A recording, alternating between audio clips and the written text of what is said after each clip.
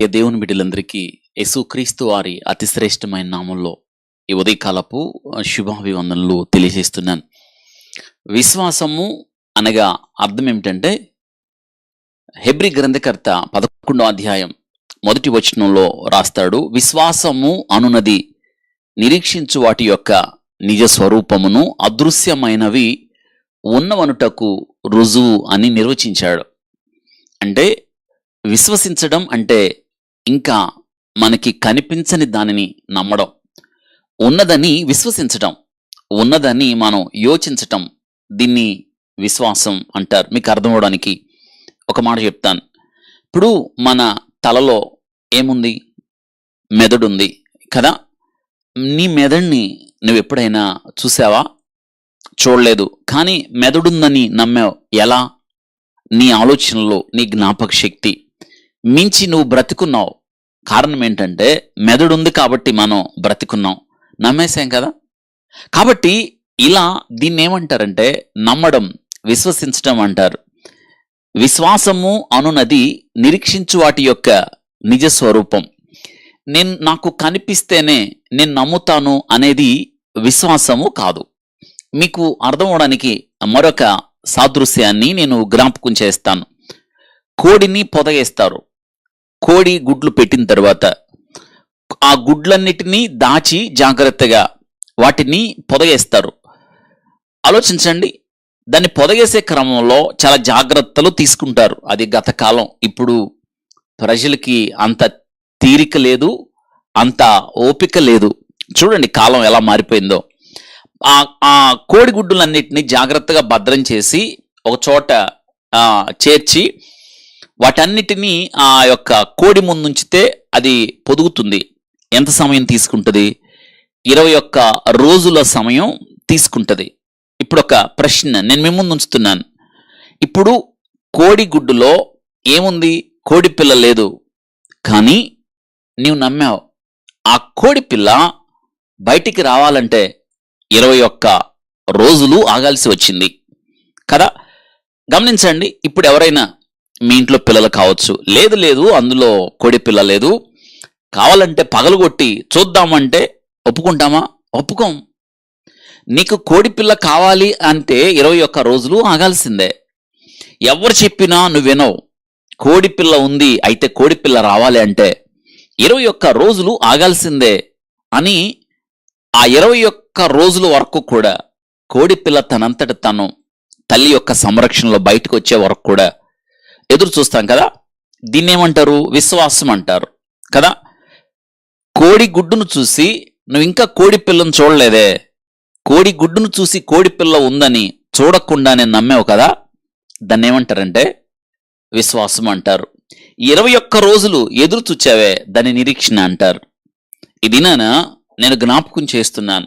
విశ్వాసము అనునది నిరీక్షించు వాటి యొక్క నిజ స్వరూపము, అదృశ్యమైనవి ఉన్నవనుటకు రుజువు. ప్రభువారు కూడా అదే చెప్పాడు. చూసి నమ్మిన వారి కన్నా చూడక నమ్మిన వారు ధన్యులు అనే మాట. అబ్రహాము ఈ విషయంలో మనందరికన్నా ఎంత ముందున్నాడో కదా. దేవుడు దేని శిల్పి నిర్మాణకుడు అయి ఉన్నాడో, పునాదులు కలిగిన పట్టణం కొరకు అబ్రహాము ఎదురు చూచాడు అని మనం చదువుకుంటాం కదా. దేవుడు అబ్రహామును ఊరు దేశము నుండి పిలిచినప్పుడు బైబిల్ గ్రంథం రాయబడింది. ఎక్కడికి వెళ్లాలో తెలియకనే బయలుదేరి వెళ్ళాడు అని వ్రాయబడి ఉంది. ఈ విశ్వాసం ఎందుకు ఈ మాట నేను మీ దృష్టికి తేవడానికి ఇష్టపడుతున్నానంటే, యాకోబు భక్తుడు ఈ పత్రికను రాస్తూ 5 అధ్యాయాల ఈ పత్రికను 12 చెదరి ఉన్న సంఘాలకు, ఈ 12 గోత్రాలకు ఈ యొక్క పత్రికను రాస్తూ ఇందులో నేటి దినాన ప్రబలంగా వ్యాపిస్తున్న 3 రకాల విశ్వాసాల గురించి ఆయన తన పత్రికలో చెప్తానికి ఇష్టపడ్డాడు.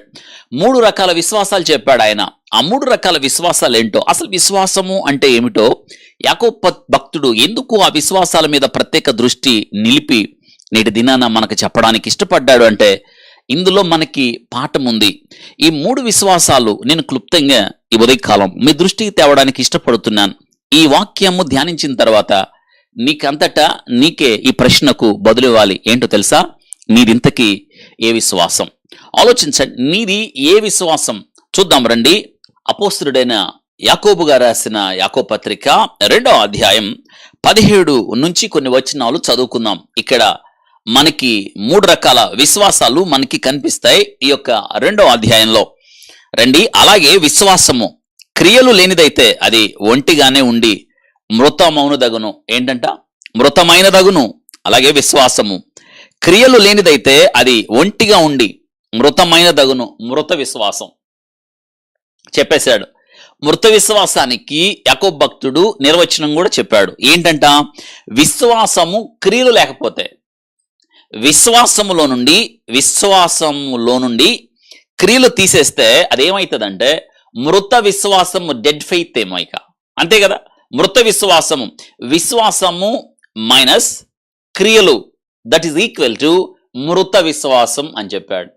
అంటే విశ్వాసం ఉంది, పేరుకే విశ్వాసులు, కానీ దేవుడు ఆ విశ్వాసిలో ఏ జీవితాన్ని చూడాలనుకున్నాడో, ఏ క్రియల ద్వారా ఒక వ్యక్తి విశ్వాస ద్వారా పిలువబడాలి అని దేవుడు ఇష్టపడ్డాడో, ఏ క్రియలు విశ్వాసిగా తన జీవితాన్ని కొనసాగిస్తున్న వ్యక్తిలో దేవుడు చూడాలనుకున్నాడో, ఆ క్రియలు లేకపోతే ఇంకా విశ్వాసి ఎలా అవుతాడు?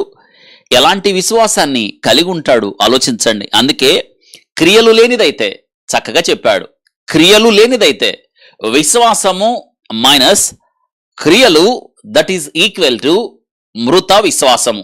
కాబట్టి మొట్టమొదటిది మీరు రాసుకోవాల్సింది ఏంటంటే మృత విశ్వాసము. ఇక్కడ యాకోబు భక్తుడు చెప్తున్నాడు మృత విశ్వాసము. అయితే ఒకడు నీకు విశ్వాసం ఉన్నది, నాకు క్రియలు ఉన్నవి.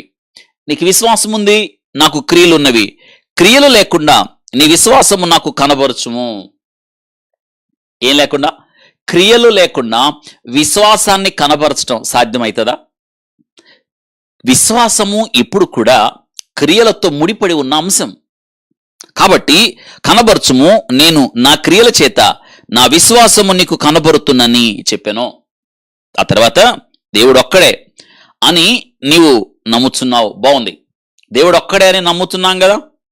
నేను ఆదివారం చర్చికి వెళ్తానండి, ఆదివారం పాటలు పాడుతాను, ఆదివారం వాక్యం వింటాను, రాసుకుంటాను, నేను బాగా ప్రార్థన చేసుకుంటా, కానుకిస్తా, నేను క్రమం తప్పకుండా వెళ్తా. ఎందుకంటే నాకు నా దేవుడు ఎవరో తెలుసు. యేసయ్యే దేవుడు, ఆయనంటే నాకు గౌరవం, ఆయనంటే నమ్మకం, ఆయనంటే ప్రేమ అని చెప్తావు. బాగుంది. అయితే ఇక్కడ చూడండి, దేవుడు ఒక్కడే అని నువ్వు నమ్ముతున్నావు, చాలా మంచిది అని అంటున్నాడు. అలాగునే నమ్ముట మంచిదే. హలో, నువ్వు దేవుడు ఒక్కడే అని నమ్ముతున్నావు కదా, మంచిదయ్యా.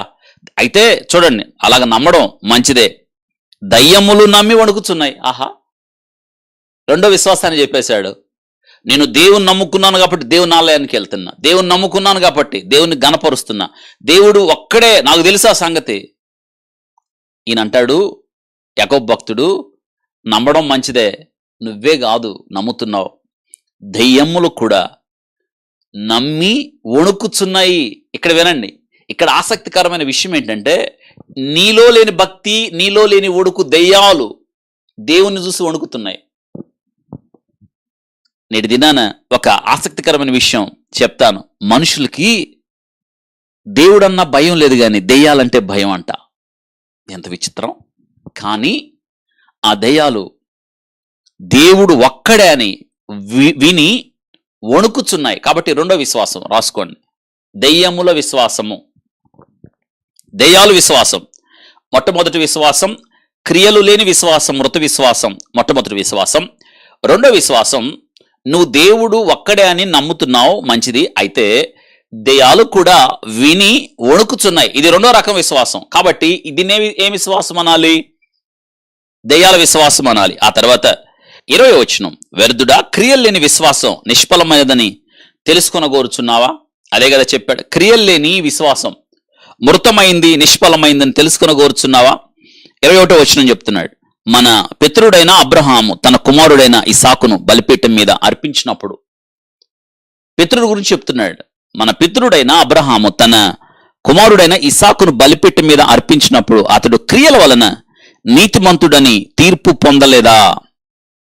అబ్రహాం విశ్వాసాన్ని గురించి చెప్పాడు. తన కుమారుడైన ఇసాకును బలిపీఠం మీద బలికి అర్పించినప్పుడు అతడు క్రియల వలన నీతిమంతుడని తీర్పు తీర్చబడలేదా అన్నాడు. ఇక్కడ ఏ అధ్యాయంలో ఇంకొక 25వ వచనం చూడండి. ఇంకొక వచనం, అటువలనే రాహాబును వేసి కూడా దూతలను చేర్చుకొని వేరొక మార్గమున వారిని వెలుపలకు పంపివేసినప్పుడు క్రియల మూలంగా నీతిమంతురాలని ఎంచబడిన కదా. ఇద్దరు వ్యక్తుల గురించి చెప్పాడు. ఇక్కడ ఆది కాండంలో ఉన్న అబ్రహాము గురించి చెప్పాడు. యోషువ గ్రంథంలో రాయబడిన వేగులు వారిని చేర్చుకున్న రాహాబు యొక్క విశ్వాసపు క్రియల గురించి చెప్పాడు. ఇక్కడ ఇది క్రియలతో ముడిపడి ఉన్న విశ్వాసం, క్రియలతో ఉన్న విశ్వాసం. దీన్ని ఏమంటారంటే దైవిక విశ్వాసం. మూడో విశ్వాసం దైవిక విశ్వాసం. అబ్రహాము క్రియలతో అతడు తన విశ్వాసాన్ని వెల్లడి చేశాడు. రాహాబు కూడా తన క్రియలతో తన విశ్వాసాన్ని వెల్లడి చేసింది. కాబట్టి ఇది మూడో రకమైన విశ్వాసం. యాకోబు భక్తుడు ఈ 3 రకాల విశ్వాసాలు ఎందుకు మనకి హెచ్చరికగా, పాఠంగా మనకు నేర్పించడానికి ఇష్టపడ్డాడు అంటే, ఒకవేళ నీలో పై 2 రకాల విశ్వాసాలు ఉన్నాయేమో, మృత విశ్వాసాన్ని కలిగి దయాల విశ్వాసాన్ని కలిగి ఉన్నావేమో, లేదు నువ్వు కలిగి ఉండాల్సింది. ఇద్దరు వ్యక్తుల్ని మన ముందు సాదృశ్యంగా ఉంచి అబ్రహాము ఏ రీతిగా తన క్రియలతో విశ్వాసాన్ని కొనసాగించాడో, రాహాబు వేశ్య ఏ రీతిగా తన విశ్వాసపు క్రియలను కొనసాగించి యేసుక్రీస్తు వంశంలో చేర్చబడిందో, కాబట్టి మీ విశ్వాసము కూడా క్రియాత్మకమైన విశ్వాసమై ఉండాలి. ఏ faith to live by, A faith to live by. యాకోబు పత్రికకు మనం ఇవ్వాల్సిన అద్భుతమైన నిర్వచనం యాకోబు భక్తుడు. ఈ యాకోబు భక్తుడిని మనం ఏమంటామంటే, నిజంగా పాత నిబంధనకు జ్ఞాని అయిన సొలొమోను ఎలాంటి వాడో, కొత్త నిబంధనలో ఈ యొక్క యాకోబు అలాంటివాడు. పాత నిబంధనలో సామెతల గ్రంథం మనిషి యొక్క ఆత్మను వెలిగింపచేసి ఎలాంటి జ్ఞానాన్ని ఇస్తుందో, ఈ కొత్త నిబంధనలో ఉన్న యాకోబు పత్రిక మనిషిని వెలిగింపచేసి మనిషి యొక్క జీవితాన్ని సరిదిద్ది వాక్యం అనే అర్థం ముందుకు తీసుకొచ్చి నీ జీవితాన్ని బట్టబయలు చేస్తుంది. ఈ యొక్క యాకోబు పత్రిక 5 అధ్యాయాలు 108 వచనాల అద్భుతమైన గ్రంథం ఇది. జ్ఞానంతో వెలిగించబడాలి అంటే ఈ యొక్క అద్భుతమైన పుస్తకాన్ని మనం చదవాలి. అందుకే ఈ గ్రంథాన్ని మనం ఏమనాలి అంటే, ఒక హారం ఉందనుకుందాం. ఒక హారానికి దానిలో ఆ హారంలో వజ్రాలను పొదుగుతారు కదా, వెలగలిగిన వజ్రాలని ముత్యాలను పొదుగుతారు కదా. ఇక్కడ యాకోబు పత్రికను మనం ఏమనాలంటే, ఒక హారములో ఉన్న 108 వచనాలు ఉన్నాయి కదా, ఒక హారములో ఉన్న 108 ముత్యాలు అనాలి. 108 పెరల్స్, 108 అద్భుతమైన పుస్తకము ఇది. ఈ పుస్తకము ఎవరు రాశారు? యాకోబే రాశాడు, మనందరికీ తెలుసు. ఇంతకీ యాకోబు ఎవరు? యేసుక్రీస్తు తర్వాత మరియకు ఏషేబుకు పుట్టిన కుమారుల్లో మొదటివాడు యాకోబు, యోసే, యూదా, సీమోను. తర్వాత అక్క చెల్లెళ్ళు పుట్టారు. యేసుక్రీస్తుకి ఏమైతాడు అంటే తమ్ముడు అవుతాడు. అయితే యేసుక్రీస్తు బ్రతికున్నంత కాలం ఆయన ఇంటి వారు కూడా, సోదరులు కూడా ఆయన్ని అంగీకరించలేదు. అయితే యేసుక్రీస్తు పునరుత్థానుడైన తర్వాత యాకోబుకు దేవుని ప్రత్యక్షత కలిగింది. 1 కొరింథీ పత్రిక 15వ అధ్యాయం 7వ వచనంలో అతడు యేసుక్రీస్తును ఆ దినాన నమ్ముకున్నాడు. పునరుత్థానుడైన తర్వాత ఆ తర్వాత యేసుక్రీస్తు కొరకు అద్భుతమైన ప్రబలమైన సాక్షిగా బ్రతికాడు. ఎంతగా అంటే దేవుని కొరకు హతసాక్షిగా అయ్యేంత వరకు కూడా. ఆయన రాసిన పత్రిక ఈ యొక్క యాకోబు పత్రిక. యాకోబు పత్రిక మనం చదివేటప్పుడు మనకి నేర్చుకోవాల్సిన విషయం ఏంటంటే, మనకు ఆసక్తి కలిగించి ఇంకా ఎక్కువగా చదవాలి అని ఎందుకు అనిపిస్తుంది అంటే, యేసుక్రీస్తు వారు కొండ మీద చేసిన ప్రసంగాన్ని దాదాపుగా యాకోబు భక్తుడు చూచాయిగా మొత్తాన్ని ఇక్కడ దించేశాడు. యాకోబు భక్తుడు బహుశా ఈ యొక్క పత్రిక రాసేటప్పుడు కొండ మీద ప్రసంగన తన మదిలో నింపేసుకుని ఉన్నాడేమో. అందుకే ఇది చదువుతున్నప్పుడు మీరు లోతుగా చదివినప్పుడు చూడండి, యేసుక్రీస్తు వారు కొండ మీద చేసిన జ్ఞానోపదేశం ఈ యొక్క యాకోబు పత్రికలో మనకి గోచరిస్తూ ఉంటుంది. ఆ తర్వాత ఈ యొక్క యాకోబు యెరూషలేము సంఘ కాపరిగా ఉండి బహునీతిమంతుడిగా పేరు తెచ్చుకున్నాడు. అందుకే ఆయన ఏమంటారంటే, నీతిమంతుడైన యాకోబు, జేమ్స్ ద జస్ట్ అంటారు ఆయన్ని. ఇక్కడ కొత్త నిబంధనలో 4 యాకోబులు ఉన్నారు, కన్ఫ్యూజ్ అవ్వకూడదు. ఆ యాకోబు ఎవరు, ఈ యాకోబు ఎవరు అని చాలాసార్లు కన్ఫ్యూజ్ అయిపోతూ ఉంటారు. చాలాసార్లు గందరగోళానికి గురవుతారు. ఏం గురవలసిన పనిలా? కొత్త నిబంధనలో యూదా అను శిష్యుని తండ్రి అయిన యాకోబు, యూదా అనే శిష్యుడు ఉన్నాడు కదా, ఆ శిష్యునికి తండ్రి అని యాకోబు ఉన్నాడు. అల్ఫయి కుమారుడు 12 మంది శిష్యుల్లో ఒకడైన యాకోబు, రెండో యాకోబు. జబదయి కుమారుడు యోహాను సహోదరుడైన మరొక యాకోబు. ఇప్పుడు ఈ పత్రిక రాసిన యేసుక్రీస్తు సోదరుడైన యాకోబు. 4 యాకోబులు ఉన్నారు. మళ్ళీ చెప్తాను. యేసుక్రీస్తు శిష్యుడు యోదాను శిష్యుడు ఉన్నాడు కదా, ఆ శిష్యుడుకు తండ్రి యాకోబు ఉన్నాడు. యేసుక్రీస్తు శిష్యుడు యోదా ఉన్నాడు కదా, ఆ శిష్యుడుకు తండ్రి యాకోబు. రెండవ యాకోబు ఎవరంటే అల్ఫయి కుమారుడు, 12 మంది శిష్యుల్లో ఒకడైన యాకోబు. ఇక మూడోది జబదయి కుమారుడు, యోహాను సహోదరుడైన యాకోబు. ఇక 4వ యాకోబు ఎవరంటే యేసుక్రీస్తు సహోదరుడు, లోకంలో మరియా యేసేబులకు జన్మించిన ఈ యొక్క యాకోబు. యాకోబు గురించి చరిత్రలో ఏం చెప్తారంటే క్రీస్తు శకం 62వ సంవత్సరంలో ఇతడు హతసాక్షిగా ఉండిపోయాడు. యెరూషలేము సంఘములో ఈ శ్రమల్లో ఉన్న వారికి ఇతడు మూల స్తంభముగా నిలిచి శ్రమలలో వారిని ధైర్యపరిచి ఓదార్చి క్రీస్తు కొరకు జీవించేటట్టుగా అతడు క్రీస్తు యొక్క ఉపదేశ సత్యములను యాకోబు తన ప్రతి పలుకులో నింపేశాడు. కాబట్టి చాలా అద్భుతమైన పుస్తకం. నేను అదే జ్ఞాపకం చేస్తాను. యాకోబు పత్రిక చదివేటప్పుడు మనం ఒక్కసారి కొండ మీద ప్రసంగాన్ని చదివిన తర్వాత, మత్తయి సువార్త మనం 5, 6, 7 అధ్యాయాలు చదివిన తర్వాత కొండ మీద ప్రసంగం మనకి యాకోబు ఈ పత్రిక రాసేటప్పుడు అది పూర్తిగా ఇక్కడ తన మనసులో పెట్టుకొని రాసినట్లుగా క్రైస్తవ జీవితంలో మిక్కిలి ప్రాముఖ్యమైన శ్రమలు శోధనలు మనం వచ్చినప్పుడు ఈ యొక్క వాక్యాన్ని ఎలా మనం అన్వయించుకొని వాక్యానుసారంగా బ్రతుకుతూ ఎలాగ దేవునికి నమ్మిక బ్రతకాలో అని నేర్పిస్తుంది. కాబట్టి దీన్ని జ్ఞాన గ్రంథము అనొచ్చు, దీన్ని కొత్త నిబంధన సామెతలు అనొచ్చు. కాబట్టి ఈ యాకోబుని ఇంకొక మాట అంటారు, ఒంటె వంటి మోకాళ్ళు కలిగిన యాకోబు అని. ఇక్కడ ఈ యాకోబు పత్రిక 5 అధ్యాయాలు 108 వచనాలు ఉన్నాయి. అంత విశ్వాసం గురించే. 12 గోత్రాలు 12 చెదరి ఉన్న వీరి కొరకు రాశాడు ఆయన. విశ్వాసం యొక్క శోధన గురించి రాస్తాడు. విశ్వాసము ఎప్పుడు కూడా శోధనకు గురవుతుందని మొదటి అధ్యాయం మొదటి 18 వచనాల్లో రాస్తాడు. విశ్వాసము యొక్క స్వభావ లక్షణాలు గురించి రాస్తాడు. ఏం చేస్తాడు? విశ్వాసం యొక్క స్వభావ లక్షణాలు మొదటి అధ్యాయం 19వ వచనం నుండి 5వ అధ్యాయం 6వ వచనం దాకా విశ్వాసం యొక్క స్వభావ లక్షణాలు రాస్తాడు. ఇక 3వ భాగం 5వ అధ్యాయం 7వ వచనం నుండి 20వ వచనం వరకు కూడా విశ్వాసం యొక్క విజయాన్ని గురించి రాస్తాడు. 3 భాగాలుగా విభజించవచ్చు. విశ్వాసం యొక్క శోధన, విశ్వాసం యొక్క స్వభావ లక్షణాలు, విశ్వాసం యొక్క విజయం. కాబట్టి యాకోబు పత్రిక నిజంగా మనకి జ్ఞానాన్ని ఇచ్చే పత్రిక. చూసారా ఎంత అద్భుతమైన జ్ఞానాన్ని ఇస్తుందో. కాబట్టి 3 రకాల విశ్వాసాల గురించి చెప్పాడు ఈ పత్రిక అంతా చదువుతున్నప్పుడు. 1 ఆయన చెప్పిన మృత విశ్వాసం, 2 దయాల విశ్వాసం, 3వది ఆయన చెప్పింది దైవిక విశ్వాసం. ఇంతకీ నీది ఏ విశ్వాసము అనే మాట. ఇక మనం ఈ యొక్క యాకోబు పత్రికనంతా చదువుతుంటే చూచాక కొన్ని విషయాలు, ఆసక్తికరమైన విషయాలు మీకు చెప్పడానికి ఇష్టపడుతున్నాను. యాకోబు పత్రిక అంతా చదువుతూ ఉంటే యాకోబు భక్తుడు రాస్తాడు, మీరు నానా విధమైన శోధనలో పడుచున్నప్పుడు మహానందమని ఎంచుకొనుడి అంటాడు. మొదటి అధ్యాయం 2, 3 వచనాల్లో ఆయన యేసుక్రీస్తు వారు కొండ మీద చేసిన ప్రసంగం 5వ అధ్యాయం 10, 11, 12 వచనాలు 2 సరిపోతాయి, రిలేటెడ్గా సరిపోతాయి. అంత మాత్రమే కాదు, మీరు సంపూర్ణులను అనునాంగులను ఏ విషయంలో కొదవలేని వారై యుండుడి అని మొదటి అధ్యాయం 4వ వచనంలో రాస్తారు. కొండ మీద ప్రసంగం 5:48కి సరిపోద్ది. ఇది ఇతను దేవుని దగ్గరికి ప్రార్థించండి సమాధానం దొరుకుతుందని మొదటి అధ్యాయం 5వ వచనంలో రాస్తాడు. యేసుక్రీస్తు వారు కొండ మీద ప్రసంగంలో 5వ అధ్యాయం 15వ వచనంలో చెప్తాడు. దీనులు అతిశయించవలన, దీనులు ఎలా ఉండాలి చెప్తాడు. మొదటి అధ్యాయం 9వ వచనం. ఇక్కడ కోపించకూడదు, హానికరమని, కనికరం చూపించండి అని చెప్తాడు.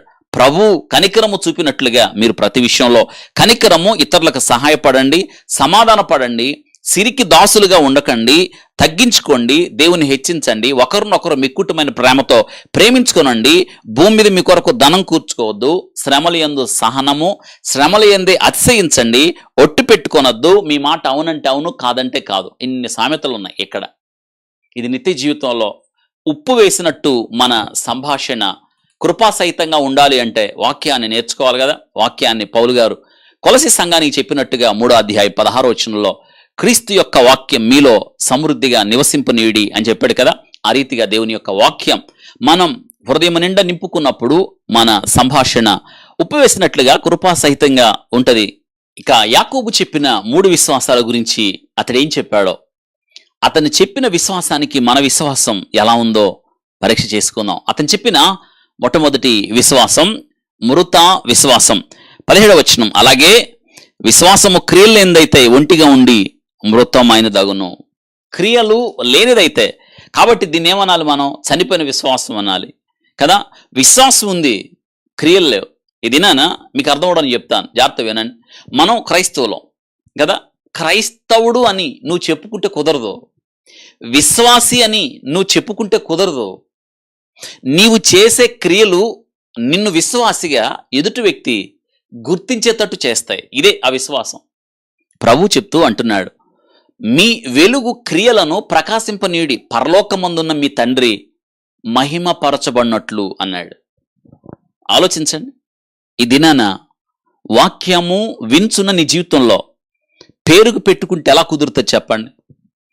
ప్రపంచంలో ఆలోచించండి, చాలామంది ఇదే పేరుతో తమ్మును తాము మోసపుచ్చుకుంటున్నారు. ఆదివారం ఒక్క రోజు ప్రార్థనకి వెళ్తే చాలని, ఆదివారం ఒక్క రోజు వెళ్ళి ప్రార్థన చేసుకొని ప్రభా క్షమించని జీవితకాలం అంతా ఒప్పుకుంటే చాలని, దేవుడు కనికరం కలిగిన వాడని, ఆయన ఎవరిని నరకంలో వేయడని ఇలా చేస్తారు చాలామంది. కానే కాదు. నీవు విశ్వాసి అయిన దినాన, అంటే క్రైస్తవుడిగా మారిన దినాన దేవుడు నీ జీవితం నుండి క్రియలు కోరుతున్నాడు ఆయన. అవును, క్రైస్తవుని యొక్క విధులు సర్వలోకము యొక్క విధులకు వేరుగా ఉంటాయి, విభిన్నంగా ఉంటాయి, ఘనతకు దేవునికి ఘనతకు కారణమవుతాయి. ఇక్కడ ఆ క్రియలే లేకపోతే ఇంకా మన విశ్వాసులు ఎలా అవుతాం? మీకు అర్థమవుతుందా? క్రైస్తవుడు చేయాల్సిన పనులు క్రైస్తవుడు చేయాల్సిందే. ఆలోచించండి, క్రైస్తవుడు ఎన్ని అడ్డంకులు వచ్చినా తన క్రియలు చేయడం మానడు. ఇది మనం జ్ఞాపకం చేసుకోవాలి. కాబట్టి చాలా మంది క్రైస్తవులు దేవుని నమ్మిన తర్వాత క్రైస్తవులు, ఇక్కడ ఆలోచించండి, మనం ఏమనుకుంటామంటే మనం క్రైస్తవ కుటుంబంలో పుట్టాం కాబట్టి క్రైస్తవులు అనుకుంటారు. కానే కాదు. అసలు ఎలా అవుతారు? నామకార్థ క్రైస్తవులని పేరు పెట్టింది అందుకే. నిజంగా ఒక్కసారి ఆలోచించండి, క్రీస్తు లేని క్రైస్తవత్వం ఎలా అవుతుంది చెప్పండి. క్రీస్తు మనలో ఉన్నప్పుడు, క్రీస్తులాగా బ్రతకనప్పుడు మనం క్రైస్తవం ఎలా అవుతాం? విశ్వాసులమని పేరు పెట్టుకుని విశ్వాసము ద్వారా నడవనప్పుడు మనం విశ్వాసులం ఎలా అవుతాం? ఆలోచించండి. ఒక మాట నేను జ్ఞాపకం చేస్తాను. దేవుడు సుంకపు గుత్తదారుడైన జక్కయ్య దగ్గరకు, జక్కయ్య త్వరగా దిగు, నేడు నిన్ను ఇంట ఉండాలి అన్నాడు కదా. జక్కయ్య త్వరగా దిగి యేసును తన ఇంటికి తీసుకుని వెళ్ళాడు కదా. యేసయ్య ఇప్పుడు ఎవరింట్లో ఉన్నాడు? జక్కయ్య ఇంట్లో ఉన్నాడు. అయితే జక్కయ్య ఏం చేశాడు? లేచి నిలబడి తీర్మానం చేశాడు. ఏమని? ప్రభా, నాస్తిలో సగం పేదలకు ఇస్తా, ఎవరి దగ్గరన్నా అన్యాయంగా తీసుకుంటే 4 గంటలు ఇస్తా. వెంటనే ప్రభు ఏమన్నాడు? ఇతను కూడా అబ్రహాము కుమారుడే, ఎందుకంటే ఇంటికి రక్షణ వచ్చిందని. ఆలోచించండి, ఎప్పుడైతే క్రీస్తును చేర్చుకున్నాడో, దేవుని యొక్క ముఖ కాంతిలో తన రహస్య పాపాలు బయటపడ్డాయో, జక్కయ్య రక్షణ పొందాడో, రక్షణ పొందిన మరుక్షణమే అతని క్రియలు కనిపించాయి. ఏం కనిపించాయి? అతడు అతిక్రమంలో దాచిపెట్టక ఒప్పుకున్నాడు, విడిచిపెట్టాడు. సగం పేదలకిస్తా, ఇదే క్రియలు. ఎవరి దగ్గరన్నా అన్యాయంగా తీసుకుంటే 4 గంటలు ఇస్తా. దేవుడు అంటాడు ఇతడు అబ్రహాము కుమారుడు. ఎందుకు? అబ్రహాము దేవుడు పిలిచినప్పుడు అతనిలో ఉన్న నిజ విశ్వాసం నేటి దినాన ఆ విశ్వాసము ద్వారా నడవడం అన్నది దేవుడు ఇప్పుడు జక్కయ్యలో చూస్తూ అంటున్నాడు, విశ్వాస సంబంధులే అబ్రహాము యొక్క కుమారులు. కానీ మనం విశ్వాసులు అని పేరు పెట్టుకొని లోకం నడిచినట్టుగానే నడుస్తాం, లోకం జీవించినట్టుగానే జీవిస్తాం. నేను ఒక మాట, నీకు ఉద్యోగం ఉంది, ఆస్తి ఉంది, అంతస్తుంది, చాలా మందికి సహాయం చేయగలవు, కానీ సహాయం చేయవు. సాటి మనిషికి సహాయము చేయని నీ ఉద్యోగం ఉంటే అంత, లేకపోతే అంత. సాటి పేదవాడికి సహాయం చేయని నీ ఆస్తి ఎందుకు? నీ ఆస్తి ఆలోచించండి. సాటి మనిషికి సహాయం చేయని నీ అధికారం, హోదా ఉంటే అంత, లేకపోతే అంత. కాదన్నామా? ఆలోచించండి. దేవుడు నీకు ఉద్యోగం ఇచ్చాడు ఎందుకు? ఆయనకి నమ్మకంగా ఉండమని. ఒకవేళ నీవు నమ్మకంగా లేవేమో, పేరుకేమో విశ్వాసవే, కానీ నీ విశ్వాసం క్రియలో లేకపోతే విశ్వాసవి కాదు. నాకు తెలిసిన ఒక గొప్ప డాక్టర్ ఉన్నాడు. ఆయన జిల్లాకి అధికారిగా చేశాడు. అయితే ఆయన కొన్ని చోట్లకి వెళ్ళి వాకింగ్ కూడా చెప్తాడు.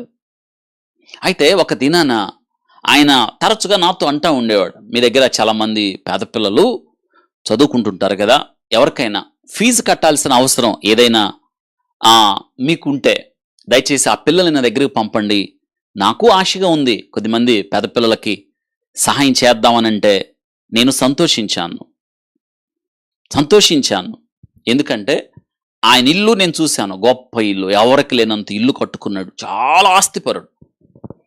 ఈ సమయంలో ఏం జరిగింది అంటే, చర్చిలో ఒక పాప ఫీజు కట్టాల్సి వచ్చింది. కాలేజీలో 75,000 కట్టాల్సి వచ్చింది. వచ్చి నాకు చెప్పింది, అన్నా ఫీజు కట్టాలి, ఎందుకంటే గత 3 సంవత్సరాల నుంచి నేనే చదివిస్తున్నాను ఆ అమ్మాయిని చర్చిలో. అయితే చివరి సంవత్సరానికి వచ్చింది, 75,000 ఫీజు డ్యూ ఉందన్నా, కట్టమంటున్నారు అని. సరే కడదాము అనగా నాకు ఆయన గుర్తొచ్చాడు.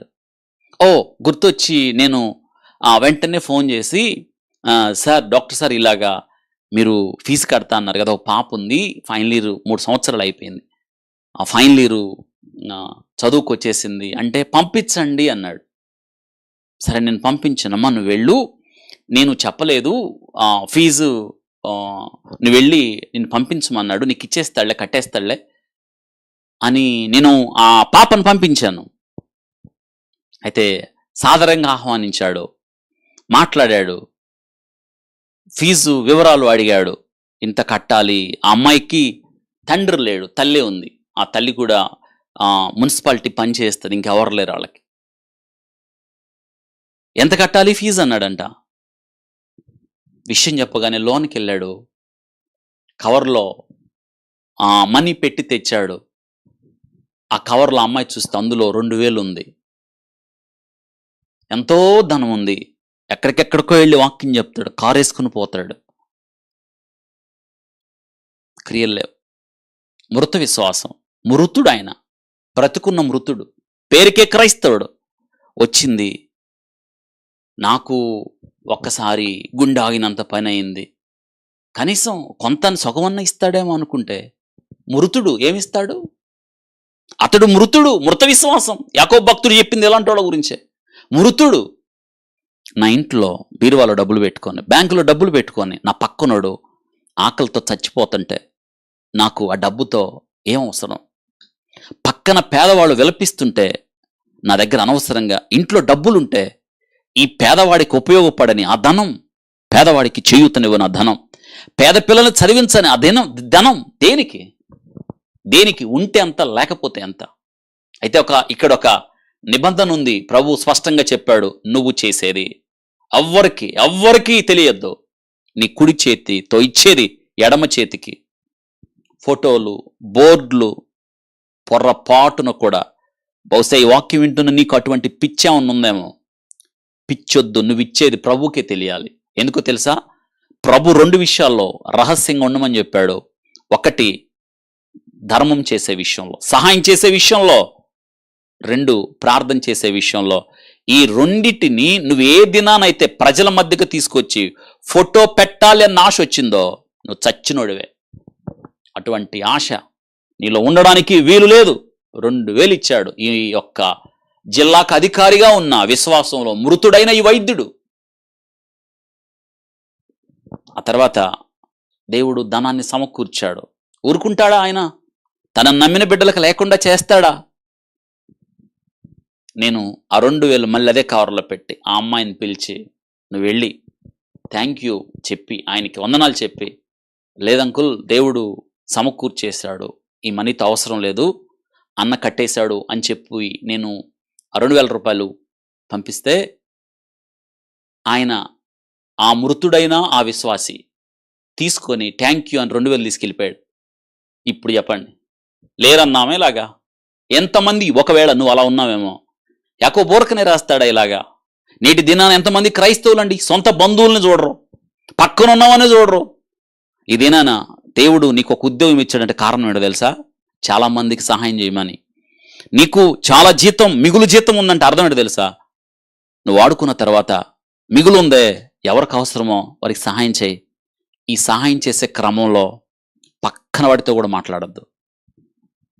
ఇది ఇది చట్టం, దైవిక నియమం, దేవుడు మనకిచ్చిన ఉపదేశం. ఆలోచించండి, ఈ విశ్వాసం సాటి మనిషికి సహాయము చేయలేని ఈ విశ్వాసాన్ని ఏమనాలి? దీన్నే మృత విశ్వాసం అంటారు. యాకోబు పత్రిక చదువుకోనేమో సాల్వేషన్ ఆర్మీ స్థాపించిన గొప్ప దైవ సేవకుడు విలియం బూత్ టక్కర్ తన సాల్వేషన్ ఆర్మీకి 3 సూత్రాలు నేర్పించాడు ఆయన. Soap, soup and salvation. Soap బట్టలు, సూప్ తినటానికి, సాల్వేషన్ రక్షణ. 3 Sలు, సోప్, సూప్ అండ్ సాల్వేషన్. కాబట్టి ఈ వాక్య భాగంలో మనం అందుకే సాల్వేషన్ ఆర్మీ వాళ్ళు 2 బ్యాలెన్స్ చేస్తారు. పేదవాడికి అన్నం పెట్టి సువార్త చెప్తారు, లేనివానికి వస్త్రాలు ఇచ్చి సువార్త చెప్తారు, కుష్ఠరోగులను ఆదరించి సువార్త చెప్తారు, వారికి వస్త్రాలు ఇస్తారు. నిజమే, ఇది యాకోబు భక్తుడు కోరుకున్నాడు. కాదు అందామా? ఆలోచించండి, ఈ వాక్య భాగంలో జీవం ఉన్న వ్యక్తిలో, కదలిక ఉన్న వ్యక్తిలో ఏముంటది? చలనం ఉంటుంది, క్రియ ఉంటాయి, అన్ని కదులుతాడు. చచ్చినోడు కదలడు. కళలుంటాయి బతికిన వ్యక్తులు, అన్నీ ఉంటాయి. కానీ చచ్చిన వాళ్ళు ఏముండవు. నువ్వెంత గిచ్చినా గిల్లినా వాడిని లేవడం. విలియం బూత్ టక్కర్ గారు ఆచరించిన యాకోబు సిద్ధాంతం, విశ్వాసం క్రియలు లేనిదైతే, విశ్వాసము మైనస్ క్రియలు లేనిదైతే అదేమిటి? అర్థం ఏమిటి? మృత విశ్వాసము. మృతదేహానికి ఇవన్నీ ఏవి ఉండవు. మనం దేవుని బిడ్డలుగా, దేవుడు క్రైస్తవులుగా, విశ్వాసులుగా మనల్ని ఎందుకు చేశాడంటే సత్క్రియలు చేయడానికి. ఎఫెసీ పత్రిక 2వ అధ్యాయం 10వ వచనంలో వాటి యందు మనం ఉండాలని, చేయాలని, సత్క్రియలు చేయడానికి ఆయన మనను క్రీస్తులో ఎన్నుకున్నాడు. మనం ఆయన చేతి పని అయి ఉన్నాం. మీకు గుర్తొస్తున్నారా? దోర్కా సత్క్రియలు చేసింది. చేతిలో ఉన్న అల్లిక శుద్ధితో విధవరాలకు బట్టలు కొనిచ్చింది. తన విశ్వాసాన్ని క్రియల రూపంలో చూపించింది. శతాధిపతి గుర్తొస్తున్నాడా? మన జనులను ప్రేమించి మనకు సమాజ మందిరాన్ని కట్టించాడు. కొర్నేలి ధర్మకార్యాలు చేశాడు. మించి యోబు భక్తుడు, పేదవారు మా ఇంట్లో కలిసి పెరిగారు, వారు దిక్కులేని వారై ఉండగా నేను వారిని ఆదరించాను. కుంటి వాళ్ళ కాళ్ళయ్యాను, కళ్ళు లేని వారికి కళ్ళయ్యాను. వారు ఆశారహితులై ఉండగా వారు నా తట్టు చూసి నవ్వుకున్నారు. నేను వారికి ఆదరణ ఇచ్చాను, విధవరాలకు ఓదార్పునిచ్చాను, విధవరాలను విడిపించాను. ఇయే కదా సత్క్రియలు. ఆలోచించండి. ఇది నాన్న క్రియలు లేని విశ్వాసం ఏంటి? మృతి పదాలే ఉంటాయి, క్రియలు ఉండవు. ఇటువంటి విశ్వాసులు ఆలోచించండి, ఎన్నెన్నో చెప్తారు చాలా మంది, కానీ చేయరు. చెప్తారు, నమ్ముతారు, కానీ ఆ ప్రకారం చేయరు. పెదవులతో నమ్ముతారు, కానీ గుండెల్లో వారికి ఆ విశ్వాసం ఉండదు. బెస్ట్ ఎగ్జాంపుల్ యూదా ఇస్కరియోతు. దేవునితో ఉన్నాడు, ఒకడిగా ఉన్నాడు, పరిచర్యలో పాలు పంపులు పొందాడు, అద్భుతాలు చూచాడు, ఆచరణలో కూడా పెట్టాడు, కానీ అతనిలో క్రియలు లేవు. పేరుకు విశ్వాసి, ప్రవర్తనలో కాదు. విశ్వాసి జీవితం అంతా స్వార్థముతో నుండి ఉంది. అందుకే ప్రభు చెప్తాడు మత్తయి సువార్త 7వ అధ్యాయం 16వ వచనం 20వ వచనాల్లో, వారి ఫలముల వలన మీరు వారిని తెలుసుకుందురు. వారి ఫలముల వలన, అంతే కదా, ఒక చెట్టు దాని ఫలాలు అంటాయో మనం ఖచ్చితంగా తెలుసుకుంటాం. ప్రభు అంటాడు, ప్రభు నన్ను పిలిస్తే మీరు మారు మనసు పొందినట్ట. ఆ మారు మనసుకు తగిన ఫలాలు ఉంటేనే కదా అని ప్రభు చెప్తాడు. చెప్పడం కాదు, చేసేవాళ్ళం కావాలి. విశ్వాసము క్రియలలో వ్యక్తం అవ్వాలి. ఆ క్రియలను బట్టి మనం ఏంటో తెలుసుకోవాలి. దేవుడు కోరేది ఇది. కాబట్టి విశ్వాసము మైనస్ క్రియలు, దట్ ఈస్ ఈక్వల్ టు మృత విశ్వాసం. ఒకవేళ పనికిరాని విశ్వాసాన్ని కలిగి ఉన్నావా, చెప్పుకోవడం వరకే ఉందేమో, క్రియలు లేకపోతే ఎలాగా? ఆలోచించండి. క్రియలు కనిపించాలి. ఇక యాకోబు భక్తుడు జ్ఞాపకం చేస్తున్న 2వ విశ్వాసం, ఏ విశ్వాసం అనుకున్నాం? దెయ్యాల విశ్వాసం అనుకున్నాం. ఇది విచిత్రమైన విశ్వాసం. ఈ విశ్వాసం కలిగిన వాళ్ళు కూడా చాలా మంది ఉన్నారు మనలో. చూడండి ఎంత బాగా చెప్తాడు. 19వ వచనం 2వ అధ్యాయం 19. దేవుడు ఒక్కడే నువ్వు నమ్ముతున్నావు. మనం మటుకి విషయంలో చాలా గట్టిగా ఉంటాం. ఎంత గట్టిగా ఉంటామో క్రిస్మస్ చెప్పిద్ది. క్రిస్మస్ వచ్చిందంటే చాలు మనకి కదా, పెద్ద స్టార్లు. ఏంటి కథ అంటే, మేము క్రైస్తవులం అంటే ఎంత పెద్ద స్టార్ పెడితే అంత మంచి క్రైస్తవులు అని అర్థం. ఆలోచించండి. ఎంత పెద్ద స్టార్ పెడితే. నేను ఒక క్రిస్మస్ మీటింగ్కి వెళ్ళాను వాకింగ్ చెప్పడానికి. క్రిస్మస్ మీటింగ్కి వెళ్తే అందులో రిమార్క్స్ అవుతున్నాడు ఒక ఆయన, యూత్ లీడర్ అంట. అందులో రిమార్క్స్ అవుతున్నాడు, దేవుడు వారిని ఎలాగ దీవించాడో, ఎలాగా ముందుగా నేను అందరికీ ఆయన వందనాలు చెప్పాడు. దేవుడు ఈ సంవత్సరం మన జీవితంలో చేసిన గొప్ప కార్యాలను మొదలు పెడితే నేను అనుకున్నాను, చాలామంది రక్షణ పొందుంటారేమో, అక్కడ మారు మనసు పొందారేమో, బాప్తిసం తీసుకున్నారేమో, సంఘం ఎదిగిందేమో అనుకున్నాను నేను. కానీ ఆ యూత్ లీడర్ చెప్తున్నాడు ఇలాగా, దేవుడు ఎంతగా దీవించాడంటే గత సంవత్సరంలో మనం 12 అడుగులు స్టార్ పెట్టాం. ఈ సంవత్సరం అది 18 అడుగుల దాకా పెంచడానికి దేవుడు కృప చూపించాడు. ఇది విశ్వాసమా? ఇది దేవుడు దీవించటమా? దేవుడు హెచ్చించటమా? అంటే వాళ్ళ ఉద్దేశంలో ఏంటంటే, ఎంత పెద్ద స్టార్ పెడితే అంతగా దేవుడు దీవించినట్టు. నేను విన్నాను, స్టార్ పెడితే ఆయన అంటున్నాడు, దానికి నేనెంతో ప్రభువును స్తుతిస్తున్నాను. ఎవడికి స్టారు? దేనికి స్టారు? ఎవడ పెట్టమన్నాడు? స్టార్ ఎవడ పెట్టమన్నాడు? మనం నేటి దినాన మనం కూడా, ఇది దయాల విశ్వాసం. దేవుడు ఒక్కడే. ఏంటి స్టార్ పెడుతున్నాం అంటే, క్రిస్మస్ అప్పుడు చూడాలి. పూనకాలు ఎన్ని వస్తాయి, మామూలు పూనకాలు, వాళ్ళకి మిగతా తేడా ఏముంది? క్రిస్మస్ వస్తే చాలు, అబ్బో ఆ డిసెంబర్ నెల వస్తే చాలు, నవంబర్ నుంచి మొదలై అందుకున్న కరోనా లాంటి మహమ్మారి ఇక డిసెంబర్ నెల మధ్యలోకి వస్తే పీక్లోకి చేరుతుంది. ఇదే ఆ దేవుడు కోరుకున్న భక్తి. దేవుడు ఒక్కడే అని అవును మనం అంటాం. ఇదొక మాట, ఇదొక వైరాగ్యం. ఒక్క పండగ మనకు వచ్చేది, ఎవడు చెప్పాడు పండగ చేయమని? అసలు ఆ దేవుడికి నీకేమైనా సంబంధం ఉందా? ఆ దేవుడికి ఏమన్నా పుట్టావా నువ్వేమన్నా? ఆ దేవుని యొక్క బీజం, నైజం నీలో ఏదైనా ఉందా? ఏది లేదు అసలు నీకు. అందుకే అక్రమము చేయవారులారు నా యొద్ద నుండి తొలగిపోమని మళ్ళాంటి వాళ్ళ గురించే కదా. మీ పండగ దినాలను నేను అసహించుకుంటున్నాను, మీ వల్ల అన్ని జనుల మధ్య నా నామం దూషణ పాలవుతుంది అని. దేవుడు ఒక్కడే అని నువ్వేంది నమ్మేది? యాకోబు అంటున్నాడు, నువ్వేంది నమ్మేది? ఇదిగో దేవుడు ఒక్కడే అని నువ్వు అనుకుంటున్నావు అంటున్నాడు. దేవుడు ఒక్కడే, మంచిది మంచిది మంచిది. దయ్యములు నమ్మి వణుకుతున్నాయి, దానికేమంటావు? దయ్యాలు నమ్మి వణుకుతున్నాయి. దయ్యాలకు తెలుసా అంట దేవుడు ఎవరో? నిజంగా ఆలోచించండి. అసలు దయ్యాలకు తెలిసినంత వాక్యం నీకు తెలుసా? తెలియదు కదా. ఇక్కడ ఆశ్చర్యకరమైన విషయం ఏంటంటే, దయ్యాలు విని వణుకుతున్నాయి దేవుడు ఒక్కడే అని. నీకే కాదు, దయ్యాలకు బాగా తెలుసు. నువ్వైనా అటు ఇటు తడబాటు కలిగి జీవిస్తావు. అయితే దయ్యాలు విని నమ్ముతున్నాయి. నమ్మడం మంచిదే, దయ్యాలు నమ్ముతున్నాయి. ఇక్కడ దయ్యాలకున్న విశ్వాసాన్ని గురించి కూడా యాకోబు ప్రస్తావించాడు. ఇక్కడ మీకు ఒక ఆసక్తికరమైన విషయం చెప్తాను, జాగ్రత్త వినండి. ఇప్పుడు దయ్యాలకు విశ్వాసం ఉంది, దయ్యాలకు అనుమానమే లేదు. ఏం అనుమానం లేదు? దేవుడు ఉన్నాడా లేడా అన్న అనుమానం లేదు. దేవుడు ఉంటే ఎంతమంది దేవుళ్ళు అన్న అనుమానం కూడా లేదు. దయ్యాలకు తెలిసిన విషయం ఒక్కటే, దేవుడు ఉన్నాడు, ఆ ఒక్కడే దేవుడు, ఆ ఒక్క దేవుడు యేసుక్రీస్తు. దయ్యాలకు అనుమానమే లేదు. అంటే ఒక మాట, మనుషుల్లో నాస్తికులు ఉన్నారు, దేవుడు లేడని నమ్మే నాస్తికులు ఉన్నారు, కానీ నాస్తిక దెయ్యాలు లేవు. విచిత్రంగా ఉంది కదా.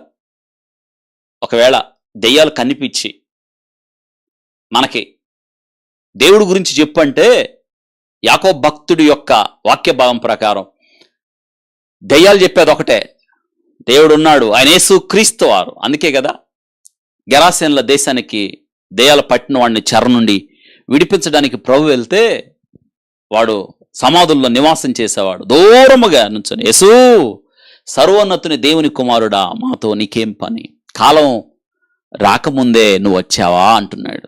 దయ్యాలకు తెలుసండి. దయ్యములు విని వణుకుచున్నవి. నాస్తిక దెయ్యాలు లేవు, మనుషుల్లోనే. ఇంకా దేవుడు ఉన్నాడా లేడా, ఉంటే ఎంతమంది, ఇంకా అన్వేషణ ఏందో, అదేందో పెద్ద రీసెర్చ్ లాగా ఇంకా అన్వేషణ. దయ్యాలు విని వణుకుతున్నాయి, కానీ మానవుడు వణకట్లేదు. దయ్యాలకు విశ్వాసం ఉంది. అందుకే దేవుని కుమారుడా మాతో నీకేం పని? అపవిత్ర ఆత్మను ఆయన్ని చూడగా, మార్కు సువార్త 3వ అధ్యాయం 11వ వచనం, అపవిత్ర ఆత్మ పట్టిన వారిని చూడగా ఆయన ఎదుట సాగిలపడి నీవు దేవుని కుమారుడు అని. అసలు దెయ్యాలకు డౌటే లేదు, అనుమానమే లేదు యేసుక్రీస్తు గురించి. నువ్వు దేవుని కుమారుడు, లూకా సువార్త 4వ అధ్యాయం 4వ వచనంలో, నువ్వు దేవుని కుమారుడు అని కేకలు వేసి అనేకులు వదిలిపోయాను, ఆయన క్రీస్తు అను వాటికి తెలిసి ఉండేది. అండర్లైన్. దెయ్యాలకు తెలిసిపోయింది. తెలిసి ఉండని గనక ఆయన వాటిని గద్దించి వాటిని మాటలాడనీయలేదు. దేవుడంట దెయ్యాలు అరుస్తున్నాయి, ప్రభా నువ్వు దేవుని కుమారుడివి, దేవుని కుమారుడివి, దేవుని కుమారుడివి. దేవుడు వాటిని మాట్లాడనివ్వలేదు. ఎందుకో తెలుసా? దెయ్యాల సాక్ష్యం దేవునికి అవసరం లేదు, అవసరం లేదు. అవును, దెయ్యములు దేవుణ్ణి విని నమ్ముచున్నవి. అపోస్తుల కార్యాలు 19:15 అందుకు ఆ దెయ్యము, నేను యేసును గుర్తించుదును, పౌలును కూడా ఎరుగుదును, కానీ మీరెవరు అని దయ్యాలు ప్రశ్నిస్తున్నాయి. యేసును ఎరుగుతాను, పౌలు కూడా తెలుసు మాకు, మీరెవరు? దయ్యాలు విని నమ్ముచున్నాయి, ఆయనకి భయపడుతున్నాయి. అయితే దేవుడు ఎందుకు వాటిని నోరు మూయించాడు, వాటిని మాట్లాడనివ్వలేదు అంటే వాటికి పాప విముక్తి లేదు. అవి మంచి క్రియలు. దయ్యాలు పాప విముక్తి మాట రాసుకోండి. పాప విముక్తి లేదు, అవి మంచి క్రియలు చేయలేవు. సజీవమైన వాటి యందు సజీవమైన నమ్మిక వాటికి లేదు. ఈ లక్షణాలు నేటి దినాన క్రైస్తవుల్లో ఉన్నాయి. ఆలోచించండి. సజీవమైన నమ్మిక, మంచి క్రియలు చేయలేకపోతే, ఇంత చేసి దేవుడు ఉన్నాడని ఎరిగి దేవుని కొరకు నువ్వు బ్రతకపోతే, నువ్వే కాదు దెయ్యాలు విని వణుకుతున్నాయి, వాటికి నీకు తేడాయే లేదు. దీన్ని ఏమంటారంటే దెయ్యాల విశ్వాసం. యాకోబు గారు ఎంత లోతుగా చెప్పాడు కదా, దెయ్యాల విశ్వాసం. క్రైస్తవులుగా ఉంటారు, దేవుడు ఒక్కడే అంటారు, కానీ ప్రేమ లేని వారిగా, స్వార్థపరులుగా, సాతాను లక్షణాలతో చీకటి కలిగిన వారిగా. ఈ విశ్వాసం వల్ల లాభం లేదు, పనికి రాదు, ఎవరి మీద నువ్వు ప్రభావాన్ని చూపించలేవు. ఇక యాకోబు భక్తుడు చెప్పిన మూడో విశ్వాసం దైవిక విశ్వాసం. యాకోబు భక్తుడు ఈ 3 రకమైన విశ్వాసం, దైవిక విశ్వాసాన్ని చెప్పేటప్పుడు ఇందాక మనం చదువుకున్నాం. మంచి విశ్వాసం, క్రియాపూర్వకమైన విశ్వాసం గురించి చెప్తూ 2 వ్యక్తుల గురించి చెప్పాడు. అందులో అబ్రహామును దేవుడు పిలిచాడు. ఆదికాండం 12వ అధ్యాయంలో మనం చూస్తాం. అబ్రహాము యొక్క ప్రస్తావన అక్కడ ప్రారంభమవుతుంది. దేవుడు ఈ లోకానికి రావడానికి ఒక జాతి అవసరమైంది కదా, ఒక జాతి, ఒక వంశం, ఒక తెగ, ఒక కుటుంబం, ఒక వ్యక్తి. ఆ వ్యక్తే అబ్రహాముని పిలిచాడు. ఎక్కడికి వెళ్ళాలో తెలియక బయలుదేరి వెళ్ళాడు, సమస్తమును విడిచిపెట్టి. ఇదే విశ్వాసం. తన కుమారుణ్ణి బలివాల్సి వచ్చిన వెనకడుగు వేయలేదు. హెబ్రీ గ్రంథకర్త రాస్తున్నాడు, బలి ఇచ్చెను, మృతుల సైతం లేపగలడని నమ్మి. ఇదండి విశ్వాసం. మన విశ్వాసానికి క్రియలు జోడైనప్పుడు అది దైవికమైన విశ్వాసం. దేవుడు దేనికి శిల్పి నిర్మాణకుడై ఉన్నాడో, పునాదులు కలిగిన పట్టణం కొరకు అబ్రహాము ఎదురు చూచాడు. అందుకే అబ్రహామును విశ్వాసులకు తండ్రి అన్నాడు కదా. నీతిమంతుడు విశ్వాసం మూలంగా జీవిస్తాడు, క్రియలు కలిగి జీవిస్తాడు. దేవుని స్నేహితుడని అబ్రహాముని బైబిల్ గ్రంథంలో 3 సార్లు రాశాడు. అంత మాత్రమే కాదు, అబ్రహాము నా స్నేహితుడు అని చెప్తూ నే చేయబోనది అబ్రహామునకు దాచేదన్నా అంటున్నాడు. ఇది అబ్రహాం విశ్వాసం. ఇంకొక విశ్వాసాన్ని చెప్పాడు, రాహాబు. క్రియాపూర్వకమైన విశ్వాసం. ఆమె వేగులు వారిని చేర్చుకొని ఆమె అంటది, 2వ అధ్యాయం యెహోషువ గ్రంథం 2వ అధ్యాయం 9వ వచనం చదివితే, యెహోవా ఈ దేశమును మీకిచ్చుచున్నాడనియు, మీ వలన మాకు భయం పుట్టుననియు, మీ భయం వలన ఈ దేశ నివాసులందరూ ధైర్యము చెడుననియు నేను ఎరుగుదును. మీరు ఐగుప్తు దేశము నుండి వచ్చినప్పుడు మీ ఎదుట యెహోవా ఎర్ర సముద్రమును ఎలాగూ ఆరిపోజేసిన, యోర్దాను తీరమునున్న అమోరీల 2 రాజులైన సీహోగును ఓగును మీరు ఎలా హతము చేశారో మేము విన్నప్పుడు మా గుండెలు కరిగిపోయాయి. దేవుడు ఈ దేశాన్ని మీకు ఇస్తున్నాడని వేగులు వారిద్దరిని దాచి కిటికీలో గుండా వారిని రాజుగారు తరుముకొస్తున్నప్పుడు కిటికీలో గుండా దించి పంపిస్తూ ఆమంటది, నేను మీకు మేలు చేశాను. దేవుడి దేశాన్ని మీకు ఇచ్చినప్పుడు మీరు నా ఎడల, నా కుటుంబం ఎడల దయచేసి మేలు చేయగలరా? తన విశ్వాసాన్ని 2 వేగులు వారిని రక్షించడం ద్వారా, క్రియలు చూపించడం ద్వారా తన దైవిక విశ్వాసాన్ని వెల్లడి చేసింది. యెహోషువకు చెప్పారు, ఎరికో పట్టణం నాశనం అయింది, కానీ రాహాబు నాశనం కాల. వాళ్ళు వెళ్తున్నారు, నీ కిటికీకి తొగరు దారం, ఎర్రని దారం కట్టు, ఇదే ఆనవాలు. అంతా నాశనం అయింది. తొగరు దారము కట్టిన ఇల్లు నాశనం కాలేదు. క్రియలు కలిగిన విశ్వాసం. ఆ యొక్క రాహాబు తన కుటుంబాన్ని రక్షించుకుంది. అంత మాత్రమే కాదు, ఆ రాహాబు యేసుక్రీస్తు వంశంలో చేర్చబడింది. ఆ రాహాబు నిజంగా యేసుక్రీస్తు వంశములో చేర్చబడిన అన్యురాలు ఈమె.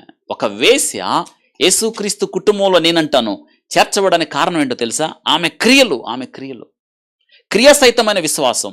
అబ్రహాము యొక్క విశ్వాసం క్రియాసహితమైన విశ్వాసం కదా. రాహాబు యొక్క విశ్వాసం కూడా అలాగే వేగులు వారిని చేర్చుకొని వారిని సురక్షితంగా ప్రాణానికి తెగించి వారిని రక్షించింది కదా. వారు నిబంధన చేశారు. ఆ రీతిగా రాహాబు మిగతా ఎరుకో పట్టణస్థులతో నాశనం కాకుండా రక్షించ పొందిందామా. అంత మాత్రమే కాదు, ఆమె యేసుక్రీస్తు వంశములో చేర్చబడింది. మత్తయి సువార్త 1వ అధ్యాయం 5వ వచనం, నయస్సోను షల్మాను కనెను, షల్మా రాహాబు నందు బోయజును కనెను, బోయజు రూతు నందు ఓబేదును కనెను, ఓబేదు యెషయను కనెను, యెషయ రాజైన దావీదును కనెను. మత్తయి సువార్త 1వ అధ్యాయం 1వ వచనం, అబ్రహాము కుమారుడైన దావీదు కుమారుడైన యేసుక్రీస్తు వంశావళి, యేసయ్య ఆ వంశంలో నుండి వచ్చాడు. ఇదే కదా క్రియాసహితమైన విశ్వాసం. ఇంతకీ నీదే విశ్వాసం ఆలోచించాను. మృత విశ్వాసం, దయాల విశ్వాసం, దైవిక విశ్వాసం. ఈ మూడింటిని దగ్గర పెట్టుకొని నీ విశ్వాసం దేనికి సరిపోద్దో, ఒకవేళ మొదటిదానికి సరిపోద్దా, రెండోదానికి సరిపోద్దా, ఈ రెండు ప్రమాదం. మూడో విశ్వాసానికి వచ్చేయండి, సాధన చేయండి, దైవిక విశ్వాసాన్ని కలిగి ఉండండి. దేవుడి వాక్యమును మన కొరకు ఆస్వాదించునుగాక. ప్రార్థన చేసుకుందాం. పరిశుద్ధుడా, స్తోత్రాలు. ఈ దినాన మీరు మాకు ఇచ్చిన ఈ వాక్యమును బట్టి నిన్ను స్తుతిస్తున్నాం ప్రభువా. యాకోబు భక్తుడి ద్వారా 3 రకాల విశ్వాసాలు మీరు మాకు నేర్పారు. మొట్టమొదటిది మృత విశ్వాసం, క్రియలు లేకపోతే మృతమే కదా. 2 దయాల విశ్వాసం, దయాలు విని వణుకుచున్నాయి, అయితే దయాలు ప్రభువా అవి ఎన్నడూ కూడా మంచి క్రియలు చేయలేవు, వాటికి పాప విముక్తి లేదు, అందుకే ఆ విశ్వాసాన్ని మీరు ఒప్పుకోలేదు. 3ది దైవిక విశ్వాసం. అయ్యా, 2 వ్యక్తులను మా ముందు పెట్టారు, అబ్రహామును పెట్టారు, రాహాబును పెట్టారు. వారు క్రియాసహితమైన విశ్వాసంతో వారు దైవిక విశ్వాసాన్ని సంతరించుకున్నారు, మీ వంశంలో చేర్చబడ్డారు. ఈ వాక్యం ద్వారా మా విశ్వాస స్థాయి అంటూ పరీక్షించుకొని మీకు ఇష్టలుగా బ్రతికే భాగ్యాన్ని దయచేయండి. ఈ వాక్యం విన్న ప్రతి బిడ్డను పేరు పేరున దీవించండి. ఈ దినమంతా మీరు మాతో ఉండమని యేసు నామములో అడిగి వేడుకుంటున్నాం తండ్రి, ఆమెన్. మన తండ్రిన దేవుని ప్రేమ, కుమారుడు యేసుక్రీస్తు వారి యొక్క కృప, పరిశుద్ధాత్మ అన్యోన్య సహవాసం, కాపుదల, నడిపింపు మనందరికి సదాకాలం తోడయుండి నడిపించునుగాక. ఆమెన్.